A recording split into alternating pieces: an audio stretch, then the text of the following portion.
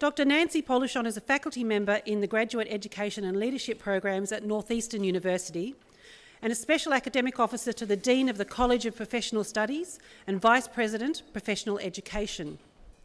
Nancy has taught and held leadership positions at Simmons College, San Jose Evergreen Community College and Stanford Graduate School of Business. She worked with Kaleidoscope Course Initiative, a Bill and Melinda Gates Foundation funded project. So thank you, Nancy.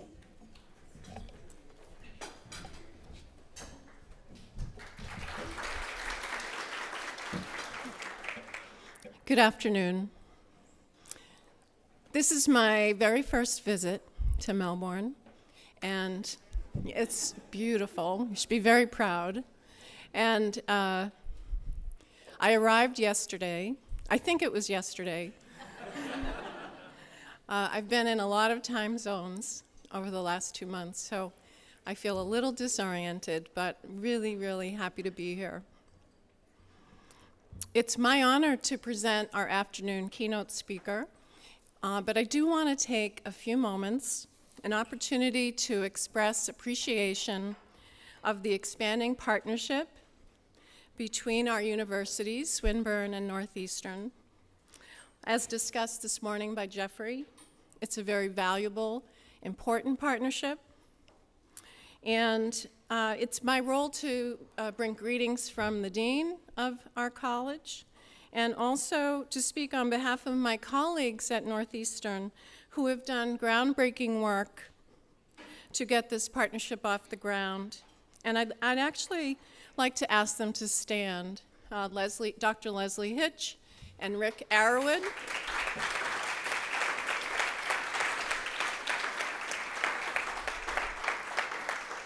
And also our liaison here, faculty liaison, Shandana Hevege.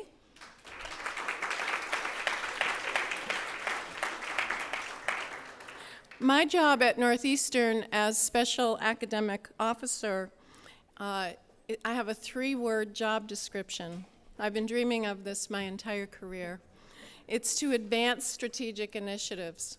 And I do so within the role of sitting on the full-time faculty.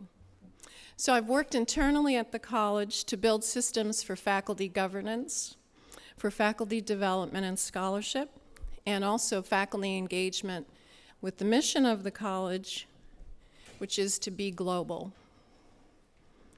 For me, I've had a very long career in higher ed leadership, but always within the United States.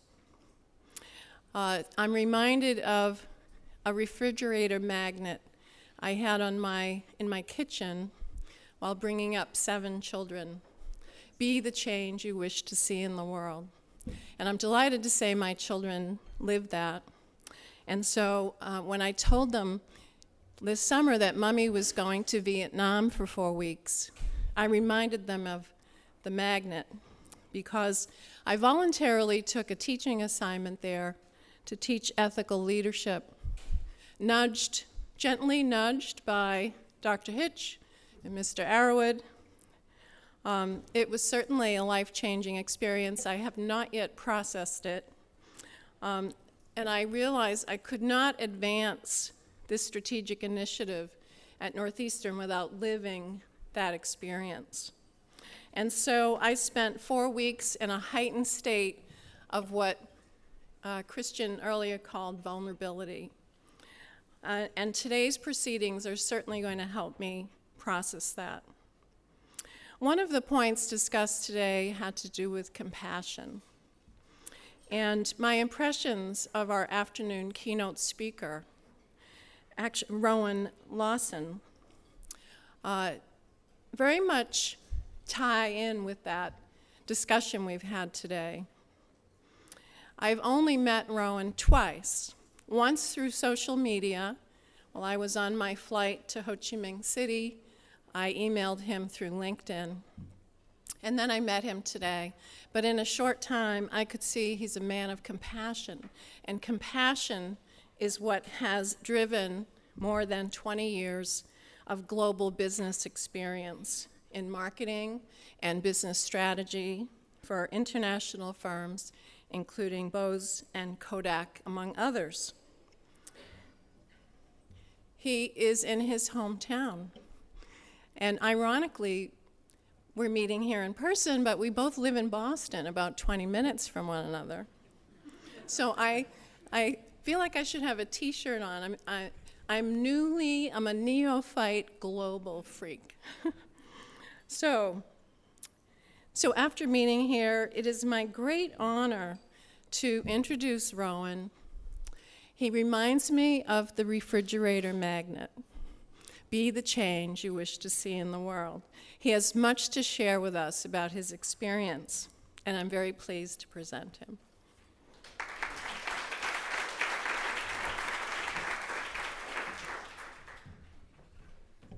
Thank you, Nancy, very much. And thank you to Northeastern and to Swinburne for the opportunity to come here and tell you my story. I have the Australian accent, but I do live in Boston. This is my hometown. I haven't been here for 8 years, so this is actually really nice to be back kind of home, although it's all changed. But it is really nice to be here, so thank you. I'm actually going to take you on kind of my real-world story. We've talked a little bit at kind of 100,000 feet, and actually the last panel went to, kind of actually 0 feet if you look at sea level, because there were turtles involved. But I'm also going to take you to kind of, between 5 and 100 feet to the hallways of Kodak while the company actually imploded, essentially, right? And I can assure you it was kind of a harrowing experience, but actually it was a really interesting experience for me. And, I stuck at it for quite a while, as you'll see as I go through this story. I will also mention that being a Bostonian now, for those that come from Boston, I'm proud to say I am actually a Red Sox fan, and that is baseball for those of you who don't know. And baseball, for those of you who don't know, is kind of like American cricket, okay? So, so Red Sox fan, go Red Sox, all right? They didn't do very well this year, by the way. So I'm going to focus this presentation. You can see my career path here, right? And I've done all sorts of stuff all around the world. I've traveled through Asia and so on.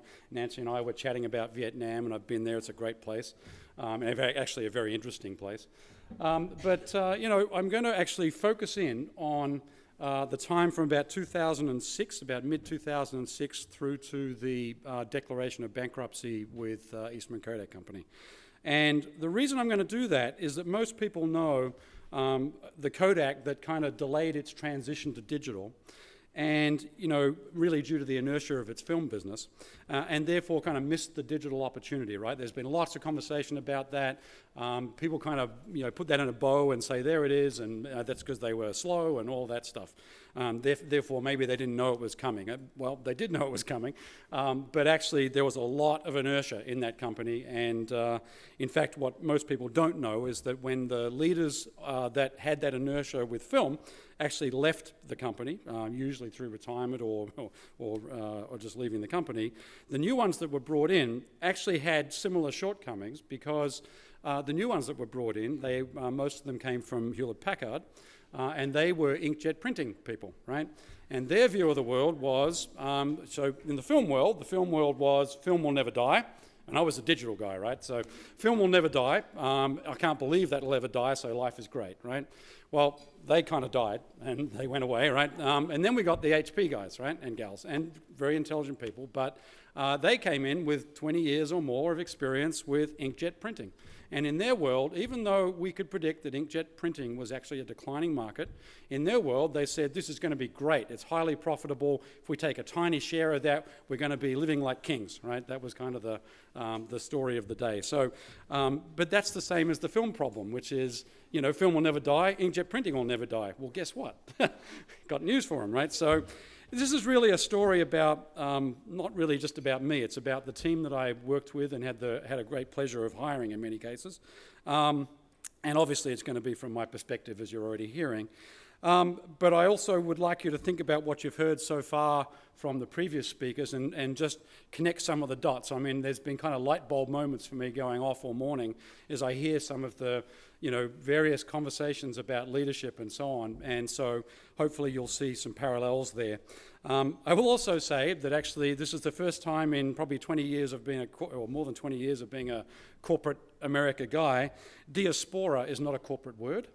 That's not something that we tend to use, but hey, you know, we'll take that, right? So maybe we should. And I was proud to hear the word stuff-ups, and for those of you who are from Boston, that translates to mistakes, just so you know. All right?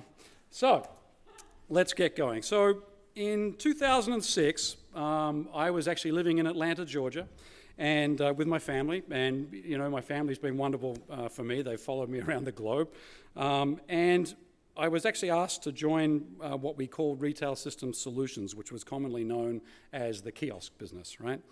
And the reason I was asked to join it is because the company wanted to turn that business, which was essentially a hobby, into a real business.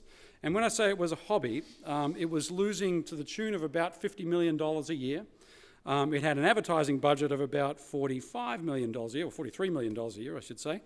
And so, you know, this was a hobby that was kind of losing a ton of money, and they were trying to figure out, is this a real thing or not, right?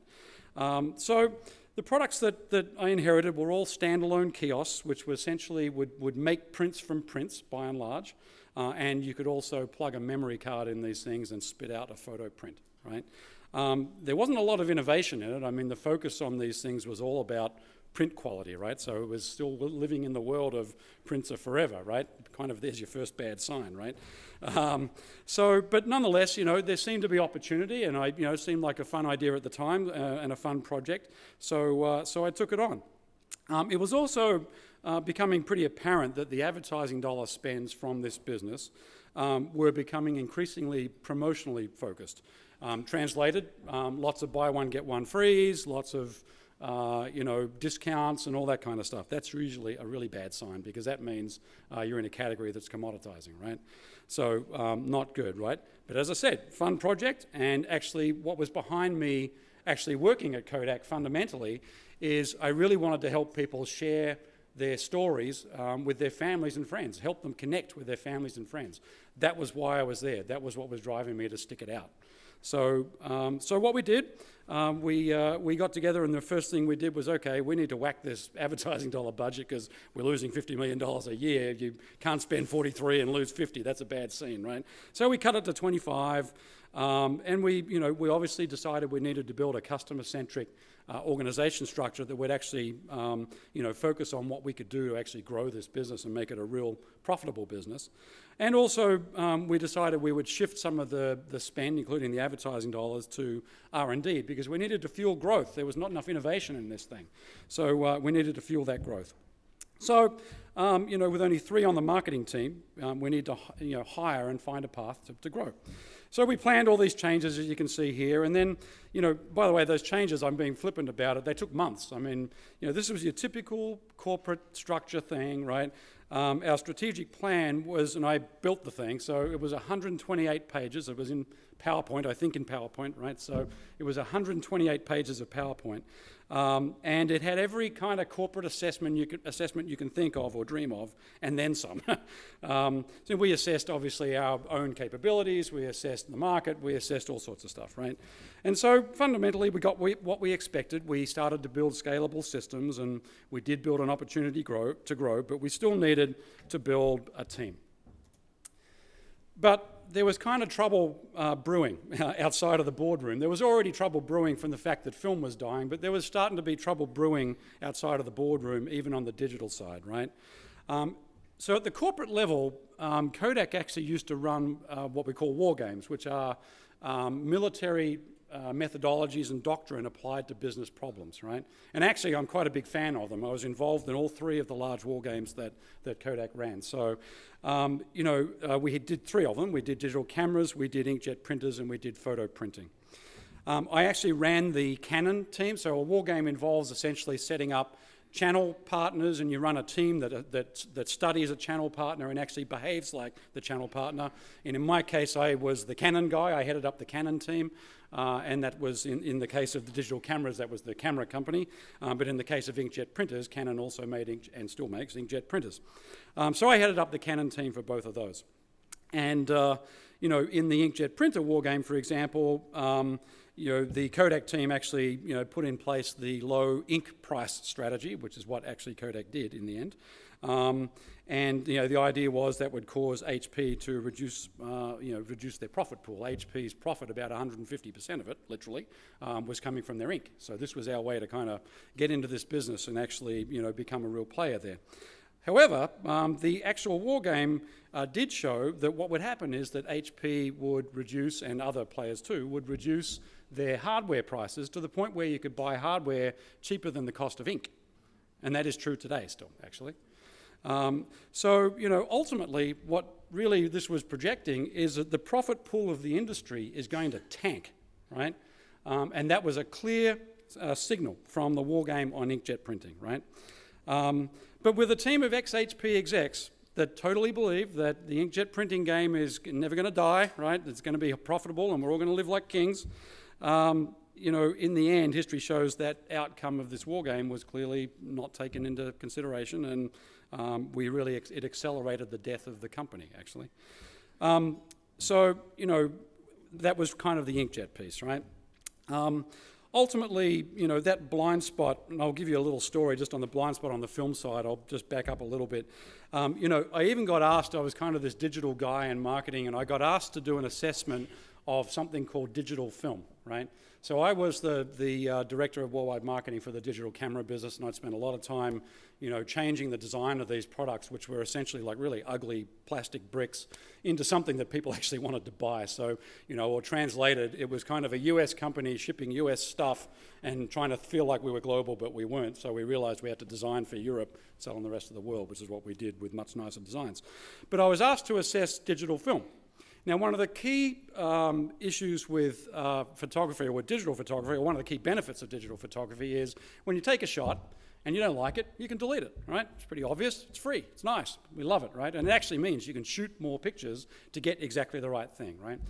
Digital film was a one-time use, as in when you shoot a picture, it is permanently burned onto this memory card, you can't delete it.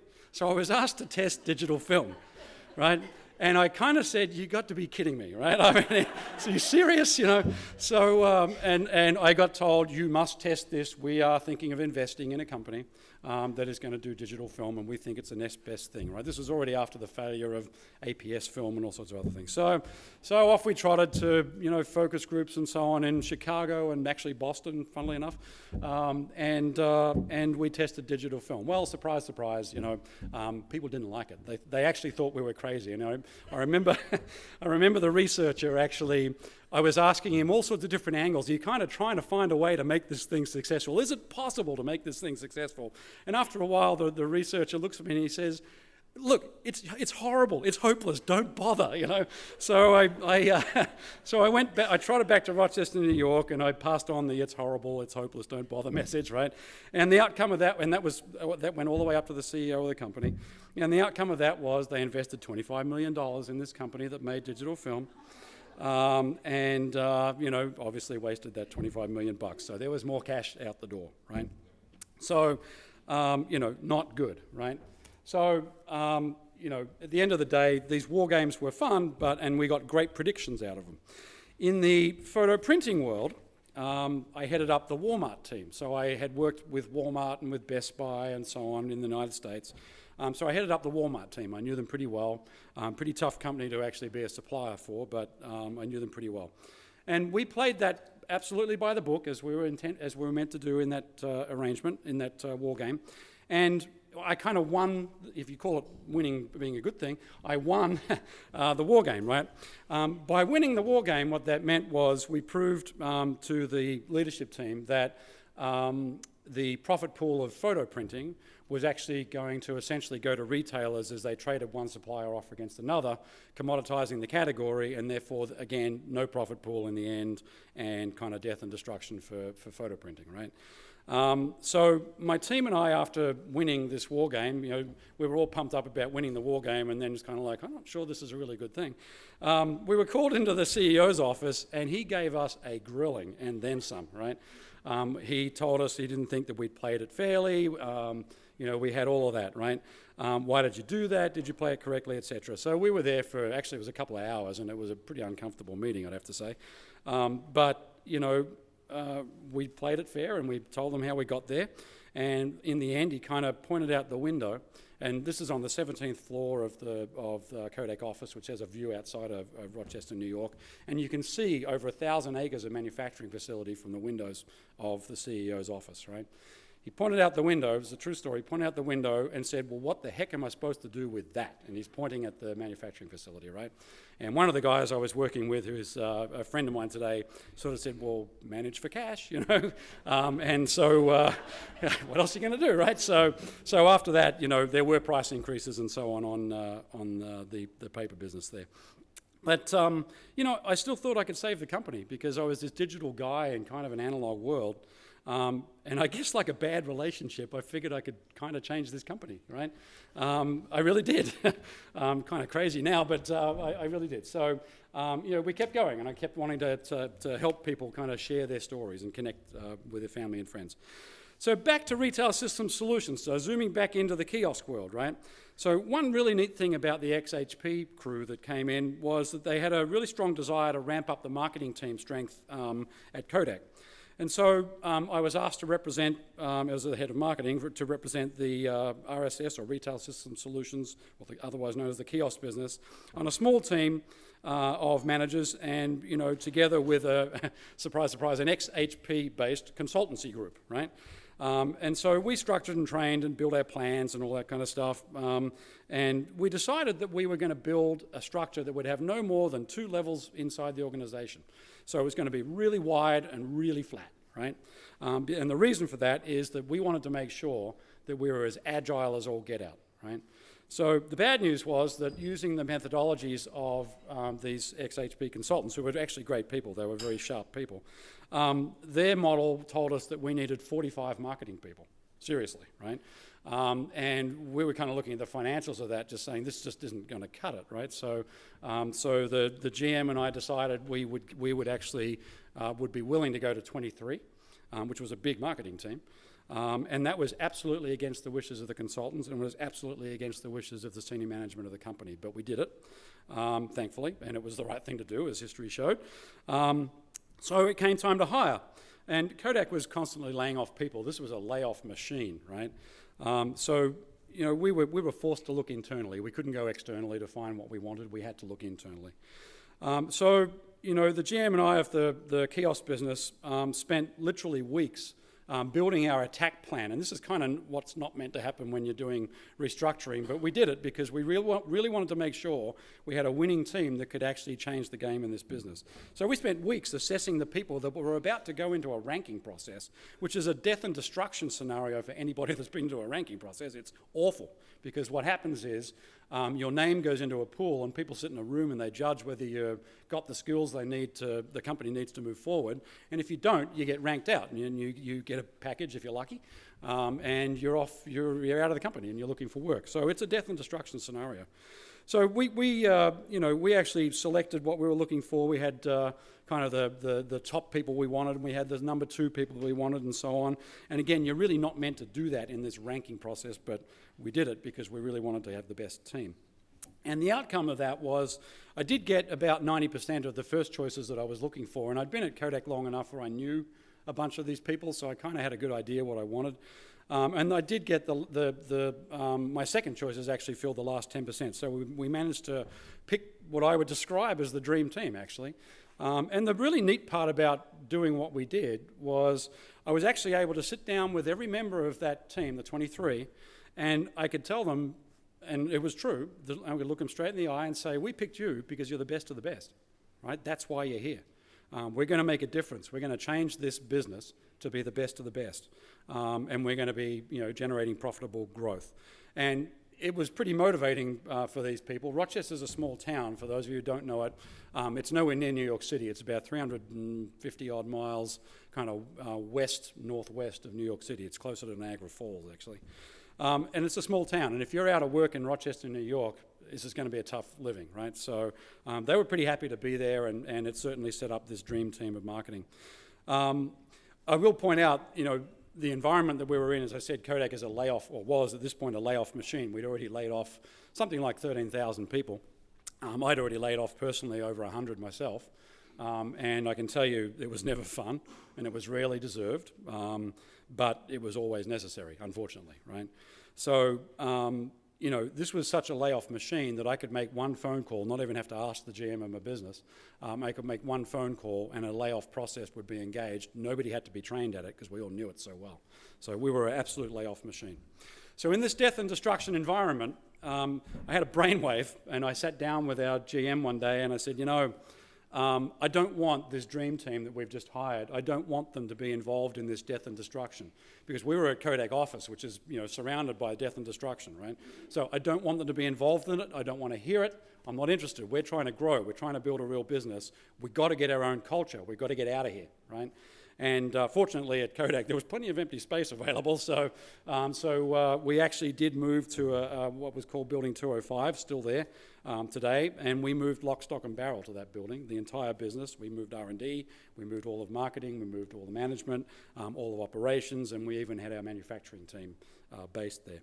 And with that, we actually increased our agility, because what was happening was you would have hallway conversations about real needs that the business had, and they would be translated very quickly into real products, and that meant that we could go to market really, really fast. So, and just to give you an example, we got to the point where we would turn over new software features, which would include new products, in under 6 months from inception to actually hitting the market, which was best in class at that point.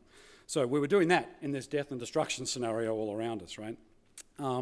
So in order to keep people kind of engaged, we actually established frequent kind of full team reviews, and the team was over 400 people at this point, and we did them, you know, in person obviously, and also we did lots of webcasts and all that, in order so that they knew what we were looking for.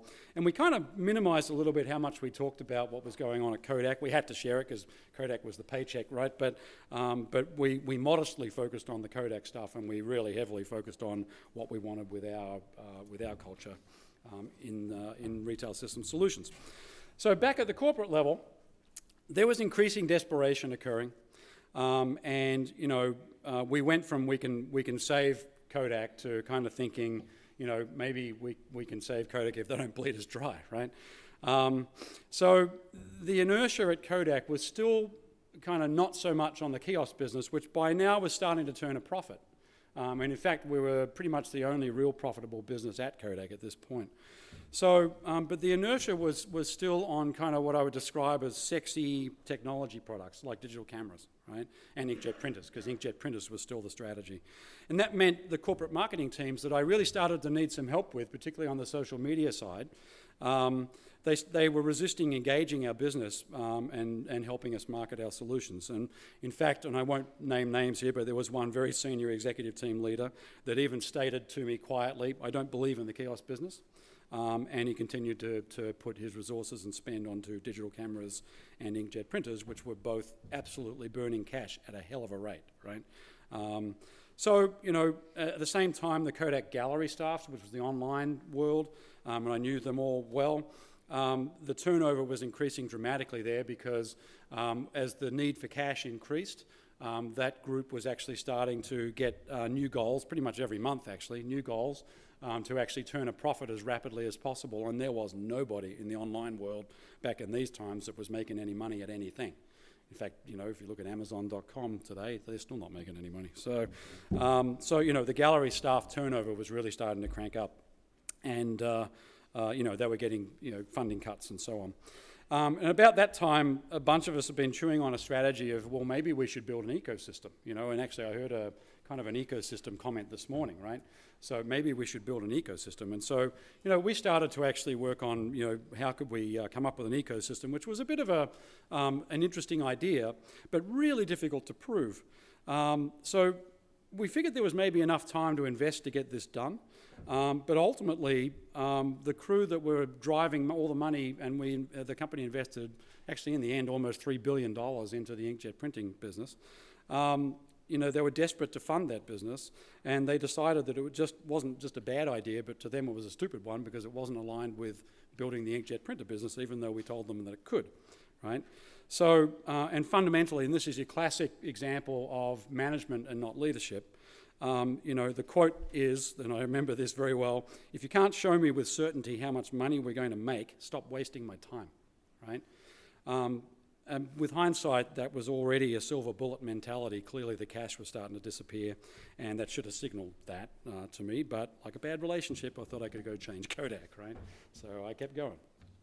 Let me back up. So, that year, the leaders from the consumer marketing team were actually called together to a dinner meeting, which we each had to personally pay for because the cash was disappearing. And it was at a public restaurant in Rochester, New York. And I had enough connections at Kodak, I'd figured out that the senior executive that was at that meeting was going to beat the hell out of this team. It was clearly the plan. I knew it was coming. And I'd kind of, at this point, I was starting to become the recalcitrant guy from Kiosk, So I figured, I'm not going to play this game. I'm not interested in this game. I'm going to show up late. I have to be there, but I'm going to show up late. I'm going to show up late enough where he's going to focus on everything else, and I'm going to tell him that I'm going to be late, so he knows. But he's going to be into his story, and this could have ended really badly for me, by the way. But he's going to be into his story, and I'm going to not have to listen to this stuff, right? So it worked out to be pretty good, actually. So I wasn't the focus of his attention by and large. But at the dinner, the marketing team, and these are all the senior marketing leaders from Kodak, were told, and I quote, "You're the worst marketing team I've ever worked with," end quote. And it was interesting, there was one member of the team who was an ex-Israeli SAS guy who could probably kill him with 2 fingers, who became enraged. And I remember thinking, this is an ex-Israeli SAS guy getting enraged. This can't be good, It makes for a great story, and it is true. But who just stood up, red-faced. He was just livid. And he looked at this executive straight in the eye and he said, you should look in the mirror a bit more closely, and sat down, right? So, for those of you who've worked in a corporation, this is not something you tell a senior executive of your company, right? And so, in my head, it's like, okay, that guy's going to get ranked out in the very next round of cuts, right? But inside, there is no doubt that every person in that room was thinking what that guy said, right? And so, there's a guy with real passion. He didn't kill him, thank God, but there's a guy with real passion who said what needed to be said. In fact, the meeting was so bad that other restaurant guests, this executive was actually yelling, other restaurant guests were actually leaving the restaurant. It was that bad, right? And at the end of the night, I'm a bit of a joker if you can't tell already, right? By the end of the night, I remember saying to the waitress, I said, that was probably a bit of a rough night for you, right? And she said, actually, I was very frightened for you guys. Interesting, So the outcome of that beating, and we used to call them beatings because they happened with enough frequency that we called them beatings, was that actually each business, instead of actually working together, each business started battling each other, right? Because it just set us all against each other, which was a mess. I mean, this thing was just a disaster of monumental proportions unfolding in front of us, right? So, and frankly, from my perspective, it pretty much blew any chance that the company had of actually innovating its way out of this hole, right? Then at that point, our chief marketing officer resigned, although much wasn't said in the email that went out, which kind of tells you he was probably asked to leave. But yet another ex-HP guy was brought on to fill that place. And I still thought I could change Kodak, but not obviously through the execs, that wasn't going to happen, but through building a kiosk business that helped people connect with their family and friends and actually could be a powerhouse because we actually were helping people and we were making money doing it. So this was this bizarre scenario of this death and destruction around us, and we were making money. And actually we were getting bonuses at this point too. I really did feel that, in fact, I built business models that showed that with investment we could grow even more. So it was kind of like a bad relationship. And then, Kodak had sued Apple at this point, and I was starting to wonder, wow, can we really win that? Who knows, right? And then, just to cap all this off, there was a town meeting with the CEO at about that time where, as the cash was starting to dry up, he kind of quipped that we'll probably have to sell the corporate jets, right? It was a quip. He was kind of kidding, and actually the staff all applauded, right? So he'd kind of lost the staff about this point too, so it was bad, So, but, you can see here already there's lots of things going on, and like anything, at dinner last night I was chatting about, how chaotic actually corporations really are. So it's nice to, you can put a bow around things and say, oh yeah, this was due to this one thing and so on. The truth is that That's all just not true. The truth is that corporations are chaos. They just are chaos, right? People don't know what they're doing half the time. Some do, but they kind of don't, you know. And it's really, it takes leadership for to actually bring teams together and actually have them to do something exciting and actually win doing it. And thankfully, in my case, I was lucky enough to have a great team, and we were winning in this disastrous environment. So, back in RSS, Retail System Solutions, we actually discovered that premium products, what we called storytelling products, were growing. They were growing about 26% a year. And these are actually really high margin products. They're exceptionally high margin, both for the retailers and for Kodak.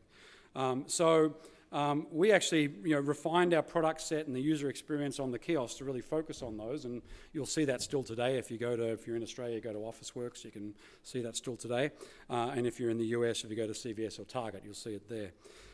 And we also de-emphasized the 4x6 prints, which was kind of where this business came from. We completely de-emphasized that. And at the same time, there was huge growth of Facebook and social media occurring. And so we launched, very quickly actually, we launched the first Facebook connection at retail, and I was starting to get more into business development at that point. So I had contacts at Facebook, and we were working with them, and we connected our systems to Facebook. So you could go into a retail store and log into your Facebook account, pick a picture that you'd taken and post it on Facebook, and actually go make prints or photo books or whatever, or greeting cards or whatever you want to make out of that. We also were working with American Greetings at the time, which is one of the 2 largest greeting card companies in the world. For those of you in Australia that don't know, John Sands is actually owned by American Greetings. So, and then, we continued to keep our separation from the corporation, and that kind of made other businesses a bit suspicious of us, but it kept our staff motivated. It absolutely kept them with their head in the game and skin in the game, and we kept growing and hitting our numbers. We really did. But at about the end of 2010, I really did need the corporate marketing teams to pay a bit more attention, so I actually did relocate our marketing team. I thought it was going to be about a year. I relocated them back into Kodak office, into the death and destruction land, because I wanted the hallway conversations to actually end up with, people saying, wow, this is exciting because there's so much death over here. This is exciting. I can actually make a difference somewhere, right? Because when you've got a business that's dying and you kind of, no matter what you do, you can't make a difference, it's got to be one of the most demotivating things you can think of, right? So we thought this might be a good way to get the teams going, and in fact, it really did. We did get the social media team in particular going, and in fact, we ran a program on social media, and in about 2 weeks, we added about 500,000 likes from Facebook in 2 weeks, which back then was a really big deal. It was big enough that we had Mashable.com kind of called it out as a mover and shaker in social media, and actually even Facebook noticed it and said, wow, you guys really did something special there. So, we did do that, and it was very successful. And then after all of that happening, I discovered that Kodak, looking for cash, had gone and threatened Google and Facebook, and I had contacts at both, that we may sue them for patent infringement. So you can imagine how my conversations were like from a business development standpoint with those guys, right? They weren't real keen to talk to me anymore, and so, that was kind of a bit tough. We kept very open communication with our staff, and we connected them with corporate people often, but with very clear instructions to not get involved or listen to the death and destruction, because it's not a great place to work. And I shared pretty much everything with them very openly and honestly, because if I didn't, they were out of there, right? Now, some of them, by the way, did leave, as you would expect, because you reach a risk profile that wasn't meeting their needs, right? You'd expect people would start to leave, and usually what happens is your best people leave first, actually, because they're the most employable, right? And in a couple of cases that did happen. I did have to shrink the team because at one point we did get asked for more cash than we could grow into, so I had to shrink the team down from 23 to 15, and that caused a great deal of anxiety on the team, clearly. And in fact, at that point, I offered myself up for, give me a package and, send me out of here, and maybe you can save someone else, because, I figured maybe I've got a way to get back to Australia, or maybe I've got a way to move somewhere else, but I felt like I was probably employable, so, send me out. Now, the benefit of being, listed as one of the top guys of a company is that they, in theory, look after you. The curse is when things are going bad, they hang on to you, right? So they really weren't willing to do that. So I was, in one sense, I was sort of stuck there, but I still felt I could make a difference, right? So I did my best to actually provide early warnings to those that I really thought were going to be affected. And again, this isn't something that you're really meant to do in a layoff scenario. But I would sit down with people and I would say, here's the thing, I don't know when this is going to happen, but I think you're at risk. And I think you need to start looking at your options outside of the company because you need a plan B, right? And I did that wherever I felt I could help someone get there. And if they wanted to exit the company, it was better off that I helped them exit the company than just let the hammer fall and let them and their families, frankly, get destroyed, because that's what was going to happen, right? So I still actually get comments today from those that did kind of suffer that they clearly appreciated it, and it was actually, I don't know, it made me feel good inside for what I could do for them, right? So, but we were still making money, so it was kind of this weird scenario of making money. Then we hit 2012, and the situation kind of just went from bad to worse, So the corporate demand for cash just continued, and we were on furloughs, which is unpaid vacation, and all that stuff was going on. We lost the Apple lawsuit, and that was a bad scene. I remember the CEO getting up and presenting the news that we'd lost the Apple lawsuit, although we all knew it. By that point, it was out in the news before he actually got to the staff.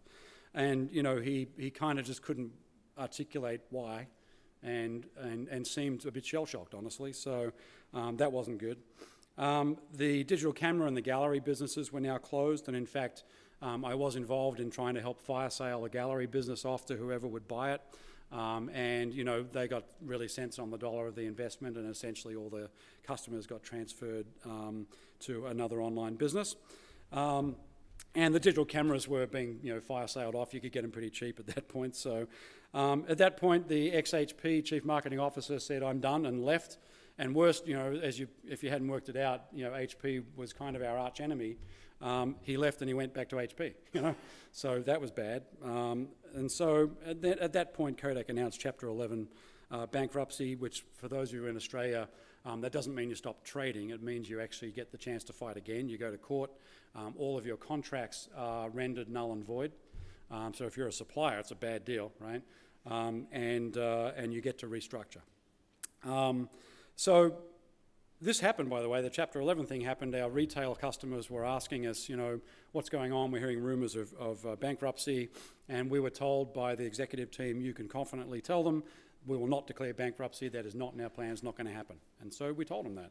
And about 2 weeks after that, the company declared bankruptcy. So our credibility with our customers was absolutely shot, right? And in fact, the general manager of the kiosk business resigned because of it, because she didn't feel she could face the retailers, because she felt that she'd lied to them, right? So, at this point, this is where you figure out who wins in bankruptcies, right? It ain't the suppliers, and it sure ain't the staff, I can tell you that. It is the lawyers and the consultants. So Kodak management town meetings got bad because lawyers and consultants were coming in. And just so you understand what kind of money we're talking about here, they get paid in US dollars somewhere between $700 and $1,700 an hour, right? And that is the going rate for bankruptcy consultancies that kick in with when you're in a Chapter 11 scenario. They're appointed by the court, but basically the company has to make a pitch for who they're going to go with. So, it just got really bad from there. Basically several, business unit general managers resigned, the COO resigned, it all got kind of ugly, right? So, if it wasn't already ugly enough, right? So you can see, there were new Kodak plans were developed, but at the end of the day, the outcomes were all ugly. So, all red. Back in Retail Systems Solutions, we were actually holding ground, even though the retailers were, we didn't intentionally lie to them, but they felt lied to. They were making money off our products, and so if anything talks to a customer, money does, and they were making money. So at this point in time, to try and do what I could, I was more and more involved in the business development side. I started looking for potential buyers for the Retail System Solutions group, and I did identify actually several who clearly had the cash to make it happen. And at the time, I was expecting we could sell the kiosk business for something like $200 to $300 million, something like that, and I definitely had 3 candidates that would fit the bill that had that kind of cash and probably were willing to spend it. The bad news is you have to put those in front of the court, and then the court has to decide if they're willing to talk to those candidates. So while that's going on, I've put these 3 candidates up. The consultants and the management reviews began at $700 to $1,700 an hour, and each week there's a new review. It's kind of like do it again, do it again, do it again. Happened every week, just going round and round and round on our strategic plans and our strategies and our financials and all that. You know, the contacts I had at Google and Facebook said to me, Rowan, we love you, but you know, unfortunately, your company are patent trolls. We're not interested in dealing with you anymore. American Greetings says to me, we love you, but there's too much risk for us to join you. They were a pretty conservative company, family-owned company. And so they said, you know, we're just not going to partner with someone like that. Then, you know, we realized that this is really kind of, you know, getting a bit beyond us, but, you know, we still needed to show growth to our team, and we still needed to show that we had a business that was saleable.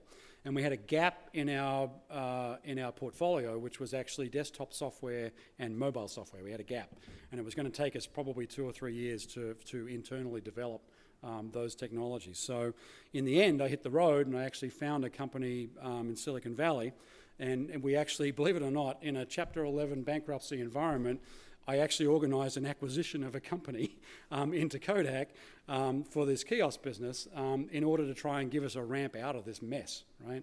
And we did pull it off. The court approved it, and we actually acquired this company and got that technology. So, you know, what we realised too, though, was we needed to focus and we needed to share very, very, very openly with the team, because if we didn't, they were all going to just stop. I mean, people just stall when things go bad like this, right? And again, this is in a world where now we're in a huge recession. There are no jobs to go to, so if you get laid off, it's bad. It's really bad in a tiny little town of Rochester, New York. So, you know, we actually had group meetings with the full team every 2 weeks, and that's, at this point it's about 250 to 300 people. And, you know, we had open door discussions, and my office door was just a constant stream of people coming in and out, you know, letting me know what their concerns were. And I didn't sugarcoat anything with these people. I kept saying to them, if you feel there's too much risk for you, you got to make a decision, right? I can't make that for you, but you got to make that decision. So, you know, we kept doing that. We went out of our way to share the wins that we had, and in fact, we won more business while we were doing this. We won Boots in the UK, which is a pharmacy group out of the UK, and a big one, actually. And at the same time, HP, our sworn enemy, who was trying to kill Kodak because we were attacking their inkjet printer business, decided they didn't have the stomach anymore for the retail printing systems groups that they had, and so they actually exited the business, leaving Walmart in a real spot because they had won Walmart. So that caused us actually to celebrate. We had a little celebration there. You know, it's okay, we won that. You know, we've survived that storm. They were kind of our worst enemy, really, other than bankruptcy, I guess. So, you know, at this point in time, the leadership team and the staff, you know, all kind of stayed pretty professional. Nobody seemed to be getting openly upset, even though the risk had absolutely gone off the charts, right? We knew we had to do, you know, what we had to do with less, and so we just crunched down and focused on the key things that were going to make a difference, and we gave the staff a whole lot of leeway for making mistakes and for whatever they needed, because we needed them to be agile still. We were still a profitable trading company inside this mess, right? So any positive reinforcement, though, that had to be given to their staff had to be paid for by us, me personally, in my case, for my staff, right? So I did that gladly, because, and all of the leadership team did, because they were really good people, you know, and we had to make sure that they felt that they were being listened to and heard and had the opportunity to grow. I mean, we needed to innovate out of this hole if we could. But of course, the very best were leaving, and we gave them our blessings, and we asked the team to dig deeper every time someone left, and they did, you know. So, you know, at about this point, my wife's starting to get pretty upset with what's going on at Kodak, and, you know, it's taken a while for her to get upset, because I'm kind of like, yeah, it's fine, you know. And finally, she said, she's seeing all this news. I mean, it's obviously all out in the news, right? And she says, Are you sure it's fine? They went, not really, It's kind of gotten bad, And, we sat down and chatted, and obviously we had gone way past the risk threshold that I needed to be at for my family, because I have 2 kids as well and a wife, and we had to keep the finances rolling in to keep that all happening. So, I started looking around myself, and thankfully, it was a real blessing, actually. The team that I had working for me were very open about the fact, when those that were looking around, they were very open about the fact they were looking. And I said to them, I'll help you, happy to help you. And, it actually worked out pretty well. I did get offered an opportunity to join this startup at Bose Corporation and to help them get this startup off the ground. And interestingly, I joined the startup not because it's just Bose, which is a great company, and we all know Bose is the audio company, and what I'm working on there is actually not audio products. It's actually a seating suspension system that actually changes the lives of drivers, and it's that reason that I joined Bose, because I actually figured, well, I do get a buzz out of helping people change their lives, and here I can actually help people in the transport industry change their lives, because most people don't know that about half of truck drivers, and this is a global statement, about half of truck drivers, when they retire, essentially retire cripples, because the trucks beat the hell out of them when they're driving down the road, right? So it was a real honour to actually be able to kind of move from helping people to connect and share their lives and their memories to actually helping truck drivers hopefully retire better. And in fact, it's a strong enough product that I don't know if it happened last night or it's going to happen tonight, but there's a presentation at the United Nations where they're going to talk about road safety, and it's going to be given by the CEO of AIG. And he is going to mention the Bose Ride system, which is the product that I'm involved with, as part of that presentation. So it's kind of nice to really see that happening, right? So, I'll have to ask you a question. Does anybody know what happens to your LinkedIn profile when you leave a company? Anyone know? No, you don't want to delete it. I didn't want to delete it, right? What happens is you become one of the top 1% activity people in LinkedIn, because what happens particularly when you're coming from a company that in the situation that Kodak was in, all of the people outside of the Retail Systems Solutions group suddenly want to actually kind of help. I couldn't help all of them. I was in Retail Systems Solutions. Suddenly I'm outside. I got flooded with requests for, be friends on LinkedIn, and can you help me, change companies and all that. And obviously I did what I could for people that I could help. So I did help a few people kind of get out of Kodak where their risk threshold had been far exceeded. So I became one of the top 1% most active LinkedIn users. Go figure. Right after I left, you didn't hear me say that the kiosk business got sold to anybody, and it actually wasn't sold to anybody. It was used as a payment to the UK pension plan, because the UK pension plan requirements as part of UK law are that they actually are essentially 100% truly funded at a cash level, right? Which is not the case in the US. You can be somewhere between 60 and 80% funded, and you're fine, right? So they actually gave the business to the UK pension plan. And that was where you may hear a company called Kodak Alaris. That's where they come from. That's the UK pension plan. It's a brand license deal, a spin-off with the kiosk business in there. So, many of the Retail Systems Solutions team actually remain there to this day. I've got many friends still there. And in fact, interestingly, the general manager that resigned actually has gone back as a general manager. She wasn't there for about nearly a year and a half. Now she's back. And Kodak has actually now come out of Chapter 11 after all the restructuring, and what's left of the real Eastman Kodak company is focused on inkjet printing, not in the consumer world, but in the commercial printing world. So, so basically they're trying to, change the game in the commercial printing world. It's going to be a tough gig, I have to tell you, because I did have a look at that market a little bit while I was at Kodak, and it's a tough one. There's an overcapacity scenario there already, so that's going to be a hard road for many of my friends that are still at Kodak there today. So, but at the end of the day, motivated teams really delivered the goods. We developed a system in Retail Systems Solutions called APEX, which it actually stands for the Adaptive Picture Exchange. It's a nice high-tech word for a dry mini lab, a digital mini lab. And we help people connect and tell their stories by going into retail environments. And so we converted from that picture you see on the left there to that picture you see on the right, which is this more integrated solution. We actually, connected all of these devices. We actually had, and still have, I believe, the world's largest high bandwidth single branded connected network of any category. Because if you think about photo books, for example, there's not like putting music files, which are like 4 megabytes a file. A photo book could be 50 megabytes, 100 megabytes easily, and we're moving those over networks from like a mobile phone into a retail store.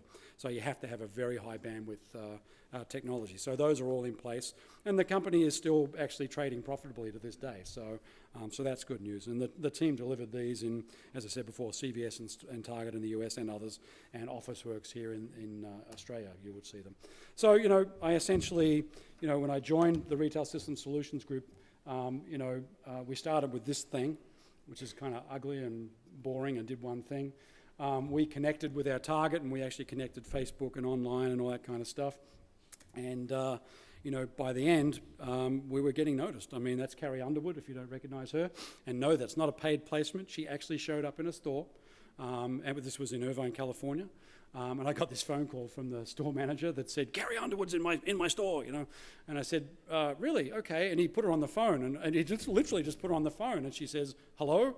I'm thinking, who's this? And I said, hello, who am I talking to? And she said, it's Carrie Underwood. And I'm thinking, what the heck do I say to this lady?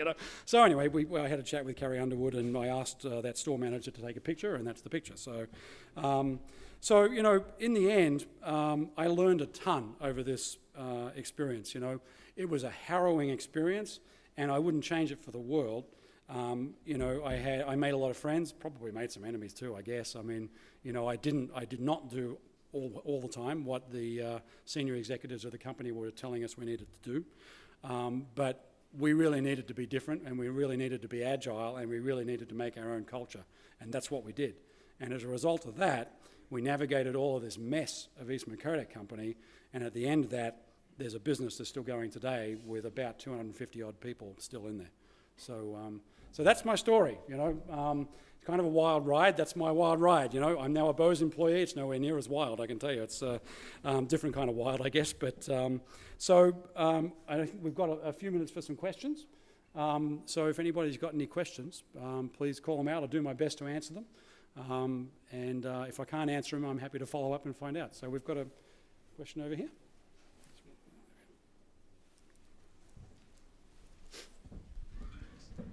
Thanks for that. That was very insightful.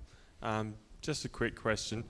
What was the most unexpected thing what was the most unexpected thing from your journey that happened, like a success or an obstacle? Ooh, that's a good question. There was lots of unexpected things, I tell you. I fundamentally, actually, the most unexpected thing was when the board put in place a new series of managers that they had the same myopia as the previous set, but just in a different technology. That was unexpected. We thought that this could get us an opportunity to innovate in a whole new way, and what we got was exactly the same problem in the digital world. Right? Just here. Yep. Just one more question. So how did you continue to feel positive about everything when obviously everything's falling down beside you? Yeah. That's an interesting question. There were times when you're clearly just scratching your head going, oh my God, this is a mess, At the end of the day, I think what kept us positive was kind of focus on the things you can change and try and ignore the stuff you can't, right? And there was a ton of stuff that I couldn't change, but there were things I could, so I tried to affect the things I could. And to its credit, and it wasn't just me, the leadership team of that kiosk business focused on the things we could change. And so all of that death and destruction around us, we just pushed it aside. And we tried to do what was right for the people by and large, And that brought a great deal of engagement, and that brought a great deal of loyalty that, as I said, is still there today. I mean, there's a ton of people still there today that haven't left, and groups still trading. So it's kind of it's kind of crazy, but you're kind of ignoring the death and destruction around you. I am a glass half full kind of guy. It's kind of pretty obvious, I guess. You could comfortably argue that I was crazy for staying that long. I wouldn't argue that. He probably was, right? But I really did feel that I could make a difference there, and the whole leadership team did. So it was kind of a good environment from that perspective. We've had a rare opportunity to hear Rowan's story with such honesty. There we go. So let's thank him for being here. Thank you.